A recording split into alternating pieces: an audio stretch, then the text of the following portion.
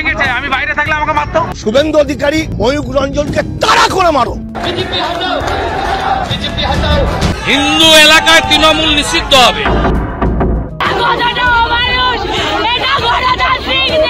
বন্ধুরা, এবার জনরোষের ভয়ে পালিয়ে বেড়াচ্ছে শুভেন্দু অধিকারী এবং ময়ূক রঞ্জন। কলকাতার প্রতিটি মানুষ তাদের বিরুদ্ধে ফুঁসে উঠেছে।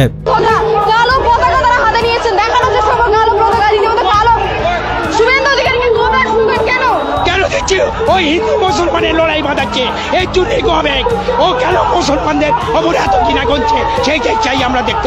কলকাতার মানুষ যদি তাদের সামনে পায় তাহলে গণধোলাই দিয়ে ছাড়বে। কথায় কথায় প্রতিবেশী দেশগুলোকে নিয়ে আপত্তিকর মিথ্যা মন্তব্য করে থাকে শুভেন্দু অধিকারী।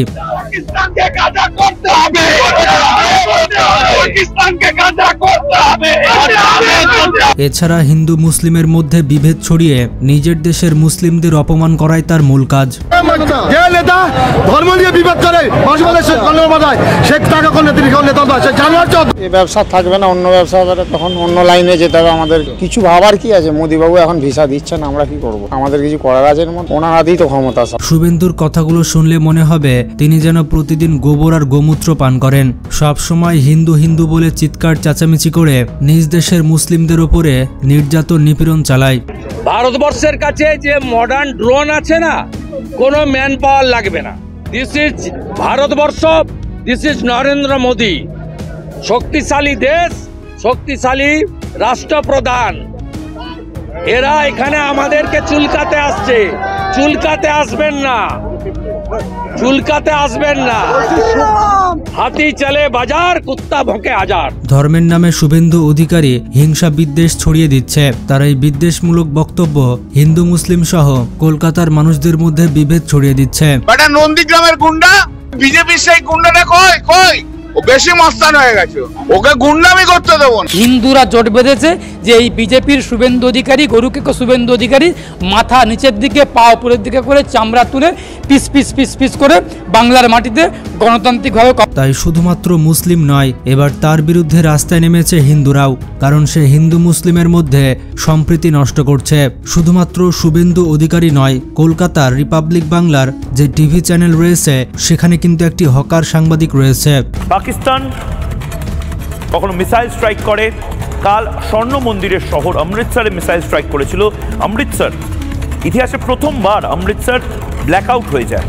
আর সে ময়ূক রঞ্জনের বিরুদ্ধে এবার আন্দোলনের ডাক দিয়েছে কলকাতার হিন্দুরা। রিপাবলিক বাংলার অফিসের নিচে অবস্থান নিয়ে বিক্ষোভ করেন কলকাতার সাধারণ মানুষ। তারা বলছেন ময়ূক এবং শুভেন্দু শুধুমাত্র হিন্দু মুসলিম নয়, প্রতিবেশী দেশগুলোকে নিয়েও আপত্তিকর ও হিংসাত্মকমূলক কথা বলে তাদেরকে উস্কে দিচ্ছে। মোল্লা রাজাকারের বাচ্চা, পাকিস্তানের নাতি, এখনো ভারতের তাকত সম্পর্কে জানে না। এখানে ফোর্ট উইলিয়াম থেকে টিপবে আর ওখানে ধপাধপ ধপাধপ ধপাধপ। শুধুমাত্র বেঁচে আসেন শুভেন্দুবাবু এবং শুভেন্দুবাবু বিয়ের জন্য কিন্তু আমরা প্রত্যেকেই অপেক্ষায় রয়েছি। কিন্তু শুভেন্দুবাবু, আপনিও একটা বিয়ে করে নিন, তাহলে হয়তো আপনার অ্যাগ্রেসিভনেসটা। এই দুই ব্যক্তিকে দেশ থেকে তাড়িয়ে দেওয়া এখন সময়ের দাবি। সাধারণ জনগণ বলছে রিপাবলিক বাংলা চ্যানেলটি ভারতের কট্টরপন্থী বিজেপি ও আরএসএস এর মুখপাত্র হিসেবে কাজ করে। গান্ডে পিণ্ডে ভারতের খাবেন আর ভারতের থালাতে ফুটো করবেন। বেরিয়ে যান, কাল দেশ থেকে বেরিয়ে যান। এদেরকে কেউ কাউন্টই করে না, মশা মাছি। হেঁটে গেলে মারিয়ে নিয়ে চলে যাব আমরা। আমরা এই যে পোস্ট জুলাইয়ে সবচেয়ে বড় চ্যালেঞ্জের শিকার হয়েছি হচ্ছে এই অপতথ্য নিয়ে। এবং এটার সাথে দুইটা ফোর্স, একটা হচ্ছে যে ইন্ডিয়ান মিডিয়া একটা বড় রকমের অপতথ্যর সোর্স, আর একটা হচ্ছে আওয়ামী লীগের লোকরা। এরা সব এক হয়েছে এবং এতে তো অনেক টাকা। তারা বলছেন ময়ূক রঞ্জনের আচরণ সাংবাদিকতার পেশার জন্য লজ্জাজনক। চিৎকার, অসভ্য অঙ্গভঙ্গি এবং আপত্তিকর শব্দচয়নের মাধ্যমে সে হকার সাংবাদিক হিসেবে পরিচিতি পেয়েছে। ও বেশি মস্তান হয়ে গেছে, ওকে গুন্ডামি করতে দেবো না।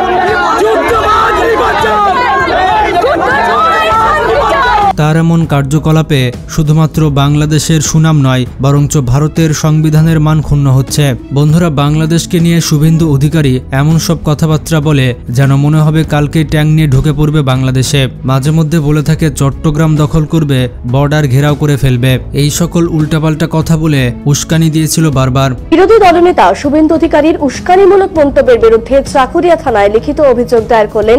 বন্ধুরা, গদি মিডিয়া রিপাবলিক বাংলা প্রতিনিয়ত বাংলাদেশের বাংলাদেশের বিরুদ্ধে প্রোপাগান্ডা চালিয়েছে এবং এখনও চালাচ্ছে। বাংলাদেশকে নিয়ে উল্টাপাল্টা নিউজ করা যেন তাদের প্রধান কাজ। বন্ধুরা, এই ময়ূখ রঞ্জন ঘোষ আবার বলেছে যে শেখ হাসিনাকে ফেরত দেবে না। বলছি তো দেব না ফেরত, দেব না শেখ হাসিনাকে ফেরত। মোদির সঙ্গে শেখ হাসিনা। আরে ভাই, শেখ হাসিনাকে ফেরত না দেওয়ার সে কে? মনে হচ্ছে ভারত সরকার তাকে প্রতিনিধি করে পাঠিয়েছে। সে কথাতেই প্রমাণ দিচ্ছে সে হচ্ছে একটা গদি মিডিয়ার লোক। ময়ূখ রঞ্জনকে অবিলম্বে গ্রেফতার করতে হবে। বাংলার সম্প্রীতি বিনষ্টকারী ময়ূখ রঞ্জনের অবিলম্বে গ্রেফতার করতে হবে। এই মুহূর্তে সবথেকে বড় খবর আপনারা সরাসরি দেখতে পাচ্ছেন, রিপাবলিক বাংলার প্রধান কার্যালয়ে কিন্তু বিক্ষোভ অবস্থান আপনারা দেখতে পাচ্ছেন। এই বোকাচন্দ্র সবসময় উল্টাপাল্টা কথা বলে, যেমন চট্টগ্রাম থাকবে না, বাংলাদেশ থাকবে না। আরে ভাই, তোর জাঙ্গিয়া আছে নাকি সেটাকে দেখ। ভারত কি ওর বাবার সম্পত্তি নাকি? ওর বাপ তৈরি করেছিল?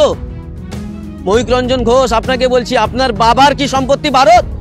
আপনি তৈরি করেছিলেন? আপনার বাবা তৈরি করেছিল? ময়ূখ রঞ্জনের কথা শুনে মনে হয় শেখ হাসিনা হচ্ছে তার মা আর মোদি হচ্ছে তার জন্মদাতা পিতা। মানে সাংবাদিক হয়ে এমন করে কথাবার্তা বলে। আর হনুমানের মতো লাফালে সাংবাদিক হওয়া যায়? জানে না, খবরের খ জানে না। সাংবাদিক হিসাবে একজন কলঙ্কিত সাংবাদিক। কলকাতা হাইকোর্টে মামলা হয়েছে, সে জেলের ভাত খাবে। বাবার দেশ তো এটা, এই দেশটা ওর বাবা তৈরি করে দিয়ে গেছে। এদিকে শুভেন্দু অধিকারী তো সরাসরি বলেছে শেখ হাসিনাকে বাংলাদেশে পাঠিয়ে শেখ হাসিনার হাতে বাংলাদেশের ক্ষমতা দেওয়া হবে। মানে কি একটা অবস্থা! বাংলাদেশ যেন তার বাপদাদার সম্পত্তি। কখন বলেছেন শাহাবুদ্দিনের বাড়িতে 3 বাটি গরুর মাংস খেয়ে আসার আগে না পরে? শোনো, এইসব যত মুখ কম খোলাবে তত ভালো, বুঝেছো? এগুলো রাজনীতিকে ব্যবহার করছে ব্যবসা করার জন্য। পেট্রোল পাম্প আর হচ্ছে যে বিভিন্ন ট্রলার আর বিভিন্ন রকম চাকরির দুর্নীতি, এই সব বাঁচানোর জন্য, টাকা পয়সাকে বাঁচানোর জন্য এরা রাজনীতি করতে আসে। তো বাংলাদেশের বিরুদ্ধে শুভেন্দু অধিকারী এবং ময়ূখ রঞ্জন দুইজনের কথাবার্তাতে এখন কলকাতার মানুষ অনেক রেগে আছে। কলকাতার সাধারণ মানুষেরাই এখন তাদেরকে গণধোলাই দিতে চায়। তোদেরকে আমরা গরুর গোশত খাইয়ে ছাড়বো এবং পুরা ভারতবর্ষকে ইসলামিক রাষ্ট্র বানাবো। এ বিষয়ে আপনাদের কি মতামত কমেন্ট করে জানান। ভিডিওটি ভালো লাগলে বেশি বেশি শেয়ার করতে পারেন।